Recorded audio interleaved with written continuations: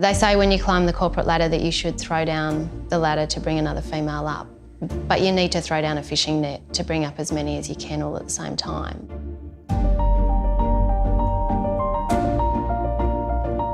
I went in to have a conversation with an engineering manager. You know, I think I can do more, can you give me some more opportunities? And he just sat back on his chair and said, oh, you've got time. Maybe in a couple of years we might give you a little bit more work.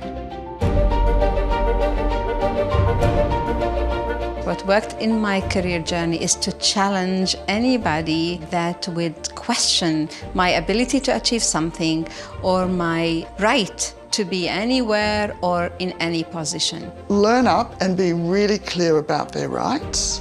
Learn the language and be confident about speaking up, knowing that the law's on your side. Don't assume it's okay. The more you speak up, the more you normalise speaking up about things that you know are wrong, the more likely it is to be fixed. Get a mentor and get a sponsor. My career was built by a sponsor. So I had someone in multiplex above me. I never asked for a promotion and he pulled me the whole time. Do your research.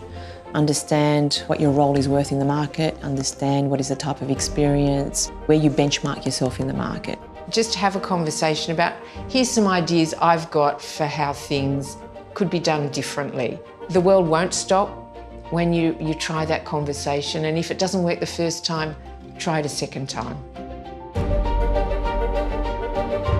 When I was at Lendlease, Steve McCann, the CEO, mandated at every event the attendees had to be 32% female. And my fellow GMs would say, you're only there because you're a girl. And I'd say, yep, maybe, but I'm there. I was there, I was hearing the message firsthand, I was networking. I always shy away from the thought that you have to fix the women, but sometimes you do need to make sure that you're at the table, that you're sitting there when you're invited. If you have a culture that is not going to accept diversity and is not going to accept females, it doesn't matter how much work you do, it won't work. Leave.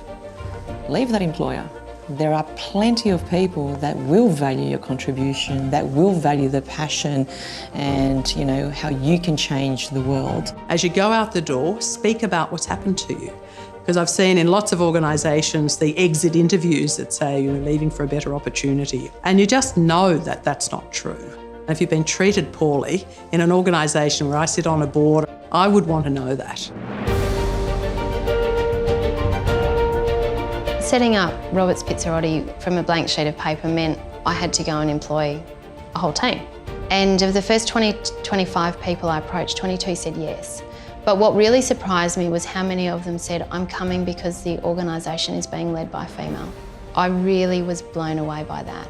Presenting at the General Assembly of the International Standards Association in Geneva a couple of weeks ago, just taking that moment to sort of think, I'm here on stage in front of 700 delegates. It's a real thrill, but it also is, and I deserve to be here because I'm good at my job.